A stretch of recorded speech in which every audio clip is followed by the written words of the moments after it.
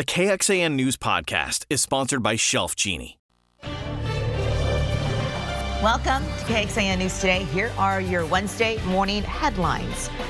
7 additional officers in Memphis could face repercussions from the beating of Tyree Nichols. The city attorney says that they will be issued notices of policy violations. City council members expressed frustration during a meeting with the police and fire chiefs yesterday for not moving quickly on policy reforms following the brutal beating death. Family members of this man, Jason John, hope you may have seen him. He was last seen in downtown Austin Sunday at 2 in the morning. He was on Rainey Street walking toward Lady Bird Lake. If you've seen him, call police. Governor Greg Abbott will deliver the keynote address at the Texas State Parks Centennial Celebration. It's tonight at 6 at the Bob Bullock Texas State History Museum in honor of the celebration of Texas State Parks. A new traveling art exhibit featuring more than 30 parks by some of the state's finest artists will be on display. Live look this morning outside, and look at that. We have wind and rain to kick off this Wednesday morning. That could be impacting your commute. And we're going to be talking about that in just a moment with Kristen Curry and Erica Brenes. But thanks for joining us here. I'm Tom Miller. Good morning, everyone. I'm Sally Hernandez. Kristen Curry is here.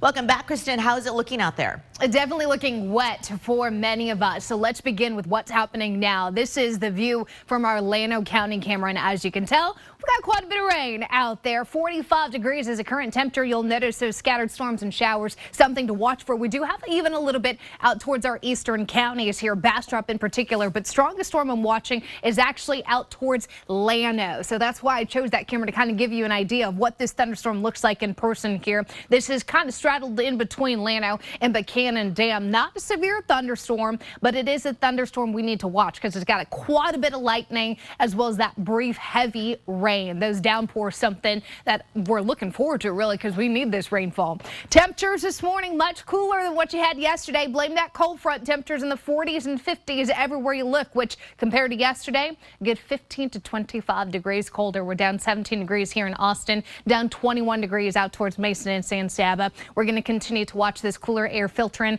and push all the way into our eastern counties. Our day planner goes from the 40s to the 50s eventually, climbing to about 59, but that's it. Much different than the 70s you felt yesterday. And you'll notice rain chances heaviest this morning. So this is largely going to be a morning event. Coming up in your first morning forecast, I'm going to time out these storms and showers for you. We'll talk about this temperature whiplash that we're going to see. We're going up and then we're going down with another cold front, and a widespread freeze will follow. Those details coming up in about 10 to 15 minutes. Thank you, Kristen. This is new overnight. Austin police say a person is dead and another in the hospital following a SWAT situation in Pflugerville. According to APD, SWAT officers found a body inside a home on Sweet Melissa Drive after 1 o'clock this morning. This is video that we have of the scene.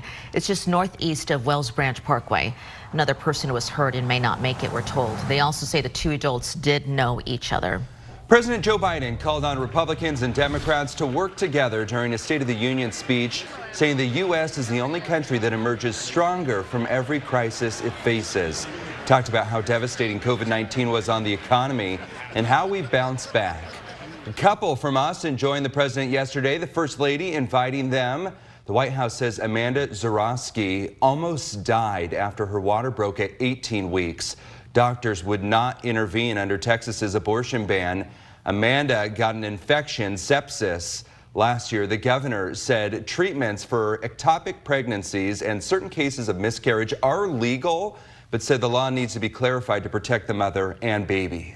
Governor Greg Abbott will lay out his legislative priorities next week when he delivers his State of the State address. And the governor is expected to hit on key topics like education, school safety, property taxes, the border. And we're going to bring that to you live on KXAN and KXAN.com, along with a 10-minute response from the Texas Democratic Party. That is Thursday, February 16th at 7 p.m. Digging deeper into this legislative session, Lieutenant Governor Dan Patrick laid out his priorities, 21 of them last November. He says that he and Governor Abbott are on the same page when it comes to prioritizing property taxes, but their specific ideas differ. The governor campaigned on dedicating half of the state's unprecedented budget surplus on property tax relief. Lieutenant Governor Patrick has expressed support for spending less of that surplus due to constitutional spending limits. Patrick also emphasized rural needs, including expanding access to mental health care, and bolstering law enforcement. Travis County disaster declaration extended. What this could mean for your recovery after the ice storm. And how cleanup crews are working through the demand after the winter storm. Good morning, a live look over downtown Austin, and you can see I-35 is wet right now. That could, often does, cause problems later on in the morning commute. Something to think about as you're waking up on this Wednesday morning. Communities outside of Austin, they're soon going to get some help removing storm debris. Travis County extending its emergency disaster declaration yesterday. The county will launch curbside debris removal for people in unincorporated areas. It's collaborating with Austin and others to tally all the damages countywide, and that could help with getting federal money. We need both businesses and individuals to help us report the extent of damage and loss to our area to federal authorities. Their reports are critical to helping us get the federal assistance we need to speed our recovery. So far, more than 600 people have reported damages from the storm. On our website right now, we have a link for you to submit your damage information. Williamson County also extending its disaster declaration. County says it is still assessing damage reports. Meantime, Austin City Council members questioned Austin energy leaders about their response to the ice storm. Yeah, they were grilled. One of the questions yesterday, why can't Austin just call in additional crews to speed up the repair process? We can't bring in unlimited crews and put them and just let them loose on our system. They have to have an Austin Energy team member with them, an employee in charge who knows our system, who's communicating with our energy control center. Austin Energy said there were roughly 1,000 workers chipping away at restoring power lines, 400 from out of town. Council members also asked if vegetation management would have helped ahead of the storm, and why were we not seeing people updating their information on the outage map. That extensive list of answers under this story over on KXAN.com. Next, well, you might have to pay out of pocket to get your power back on after some recent outages. What you need to report to the state if you want to see more money when it comes to storm recovery. Good morning, all. Talking UT men's basketball coming back after that defeat against Kansas in a huge high school basketball district showdown. It's coming up. This KXAN News podcast is brought to you by Shelf Genie. I'm Rosie Newberry from KXAN Studio 512. Considering replacing your kitchen cabinets? Struggling to find or reach things? Go to shelfgenie.com/Austin. Shelf Genie designs custom pull-out shelves for your existing cabinets, adding convenience and value to the most used room in your home. Shelf Genie custom pull-out shelves, everything in reach. Good morning. Look at that. You can't really see anything outside from one of our tower cameras. Rain is definitely going to be falling as you wake up this morning. Already is right now. Kristen is standing by with the latest on your forecast. She's back, and Erica has the latest when it comes to your traffic in just a few seconds. You know, Leander family is living out of a local hotel this morning after losing their home last week because of the ice storm. Robert Harris says the propane heater he and his family were using to keep warm caught fire last Wednesday. The couple and their 3 kids did make it out safely, but their pets died. Now they're having to figure out how to move forward. I really want what's best for my kids. I want them to have a nice place to live. I don't want to have to worry about it every day or every moment, or wondering where we're going to sleep at the end of the week, where we're going to be able to cook a meal, or if everything's got to come out of a microwave. And because of that, the family friend set up a GoFundMe account that you can help with. That link is on the page that we have for you at KXAN.com. Austin Energy says even when the power is restored on its end, some customers might have to pay out of pocket to fix problems on their property. Abacus is one of the companies getting those calls for help. Its electrical service manager, Don Childers, says costs are adding up. The only thing they cover is the wires coming from the pole. Everything else is a customer's property. Time requires city permits, requires inspections. He said 95% of the calls they're getting right now are about power issues. All across Austin, tree branches scattered along roads, along yards and neighborhoods. The city says it's dealing with thousands of requests to clear debris. So many. KXAN Sarah Alshay explains how crews are working through all the high demand. Tree trunks, limbs, and debris lines the street of this southwest Austin neighborhood. It's an image seen across the city after last week's winter storm. Nick Gonzalez is one of thousands waiting for his pile to be picked up. The whole neighborhood was impacted by this. This is the case throughout Central Texas. Austin Resource Recovery is one of the departments tasked with cleaning it up. Deputy Director Richard McHale says as of Tuesday, it has more than 13,000 service orders. Just alone, our contractors picked up 1,000 tons of material yesterday. City crews, City of Austin ARR crews picked up about 100 tons. McHale says they decide which neighborhoods to go to based on call volume. You can see where most of them are. So the majority of the service orders are in West Austin. So a lot of our resources are there, but there's damage all over the city. So we have crews in East Austin, North Austin, South Austin. Austin Public Works is using a similar approach, clearing debris in a grid system. McHale says they're not providing estimates for when someone's debris will be picked up. We're hoping we can do a first pass of every citizen, every resident of the city within the month. But we're expecting this to be a multi-month ordeal. There's no way of people knowing when their neighborhood may be next, but for those like Gonzalez, he says he'll be patient through this process. I'm in no rush. It's here. It's not going to go anywhere. And, I'm sure they're backlogged throughout Austin. Sarah Alshay, KXAN News. When we take a look at the numbers here, we've seen a whole lot more people west of 35 calling the city of Austin for help when picking up their tree limbs. And online right now, an interactive map showing which Austin neighborhoods have the most calls to the 311 for debris pickup. A lot west of Mopat. Yeah. As well. And it's a little scary when it's off of a highway or something like that, because then you just run into it as soon as you're upon it. Right. There's that two-part step, right? It's one, getting it off the road, and then two, getting it off for the sides, the medians and everything, and taking it away. Exactly. Unfortunately, like you heard, this is going to take some time. Let me show you what's going on outside, because unfortunately today's weather not cooperative for our crews who are working their tails off to recover from that historic ice storm. We have scattered showers and thunderstorms out there this morning. So unfortunately, with that kind of lightning, they can't be out there in the bucket trucks and the cherry picker. So we're thinking about them. And I'll tell you what, this right now is the strongest storm in our area. It's not warned. We have no severe thunderstorm warnings out there now, but this thing looks a little mean out towards Tao, Bluffton, and kind of stretching a little bit closer into Burnett County. This is going to impact Highway 281 in the northern side of Burnett County within the next hour or so. Be on the lookout for that, because that's going to drop visibility really quickly with the heavy rain that it's dropping. And you'll notice some of those scattered showers on the lighter side out towards our eastern counties. So we're kind of spreading out the love a little bit here in Austin. A couple pockets of very light sprinkles right now, but every once in a while we get a good shower. You'll notice the raindrops flying on our Lorenz 360 camera. This is out in West Austin right now. Raindrops sticking to the lens. Temperature-wise, we're currently sitting at 48 degrees with 96% humidity. Temperatures area-wide are in those 40s to low 50s. This is a big change compared to what we felt yesterday morning. We're down 15 to 20 degrees. We will stay on the cooler side today, only expected to reach a high of 59.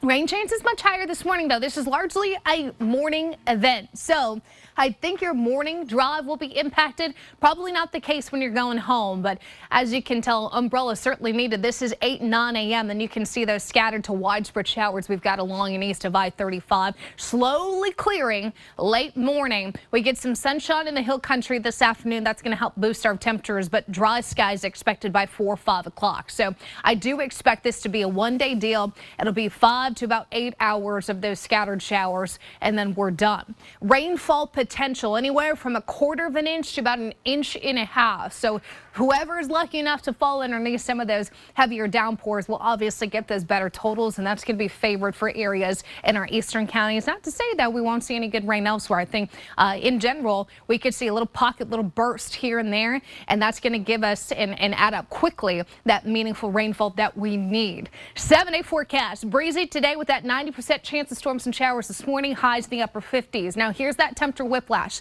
that I was telling you about.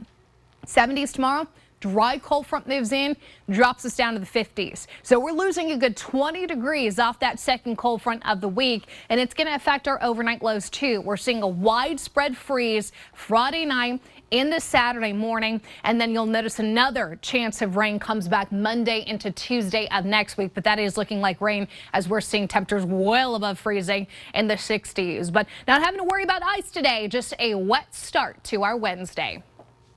This is KXAN Sports, brought to you by Thomas J. Henry. Good morning, all. This time of year, the lights are ratcheting up a couple levels, meaning they are very bright for high school basketball as we near the postseason. One of the biggest games in the state of Texas a night ago over on KBVO. Battle for first in district over at Westlake. Shaps had their huge district win streak snapped by Buda Johnson a month ago, eyeing revenge Tuesday night at home. Tie game late in the third. Quentin Hairston star for the Jaguars cuts inside, and the visitors have a 2-point lead. But, man, Westlake ratcheted things up in the fourth quarter. Steal by Isaiah Coote, and that, we will call it a dunk, gets that one to go. They're up 8, but the Jags cut it back down to 3. A chance to tie late. Wander Cahosi, some wonderful defense. Shot not even got off in time, and he is juiced as his Shaps earn, at least right now, a share of first place in district with a big win at home.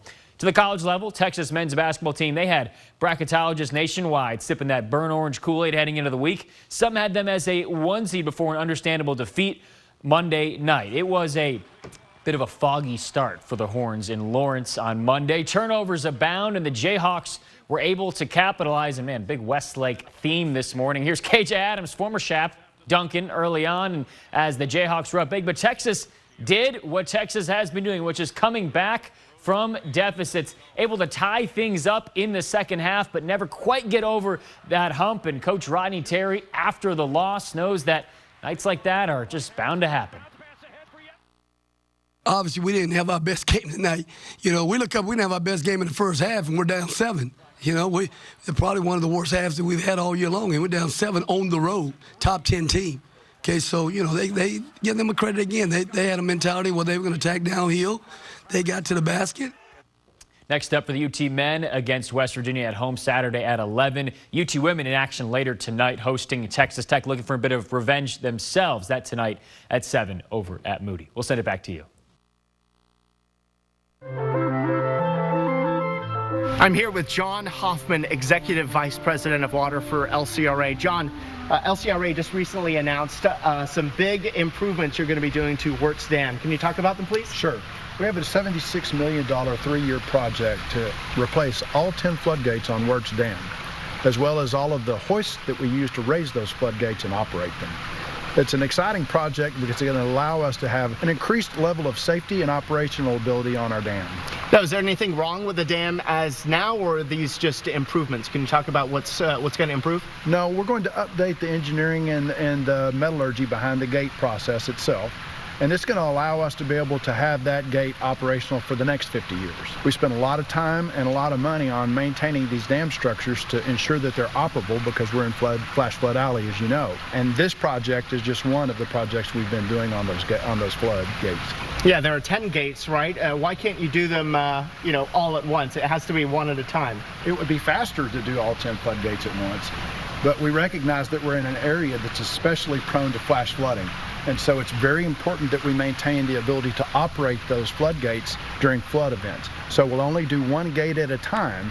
It may take us a little longer, but it'll allow us to be safe and to protect our region. Any impact to the community during the construction and updates that you're doing? I believe people may be set back a little bit more from the dam? That's correct. There will be a little bit additional area that will be set back from the dam where we'll have a buoy in place so that boats don't venture into an area that could be unsafe. Now, this isn't the Yoni Dam. You guys have been focusing a lot of your attention on improving. Talk about Buchanan Dam, Starkey Dam, Sure. Some of the work you're doing there? Well, we've just gone through a process of refurbishing all of 37 of the floodgates at Buchanan. Recently, in the last 2 years, we also did a project at Tom Miller Dam that's similar to what we're doing at Wirtz Dam, where we replaced all of those floodgates at Tom Miller Dam. And we've just been doing some work at Starkey Dam on the hydro units at Starkey. And what's next after that? Anything in the plans? Well, we continue to have this project at Wirtz, and we have ongoing refurbishment of our floodgates at Mansfield Dam. And I'm sure the work is never done. The work is never done. All right, John Hoffman from LCRA, thanks for joining us today. Yeah. All right, a set of bills that state lawmakers tried to get passed last legislative session has new life, with Representative Salman Boujani from U.S. Texas announcing that he refiled the religious freedom package. These are bills that ask for basic equality and acknowledgement that other religions already have. Democratic Representatives Joe Moody and James Tallarico first introduced the bills. 2 of the 3 passed the Senate, but they died in the House. Now Boujani is looking forward to bringing the bills back to the forefront of minds this session. As one of the first Muslims sworn into the Texas legislature, it is so important for me that my first pieces of legislation work to safeguard protections not just for my faith, but for every faith. It's something supporters hope will reassure their kids that they're just like everyone else. Authorities are trying to figure out why a man the FBI arrested for unregistered explosives was in Central Texas. Agents arrested Neil Ravi Mehta on Monday right here in Austin. They raided his home in Fayetteville, Arkansas last month and found multiple explosive devices. A previous release from the FBI mentioned he has ties to multiple Texas cities, other states, as well as Pakistan and India. Thanks for joining KXAN News today. You can also listen to KXAN News Nightly every weekday after 5:30 p.m. for in-depth coverage on what matters most to you.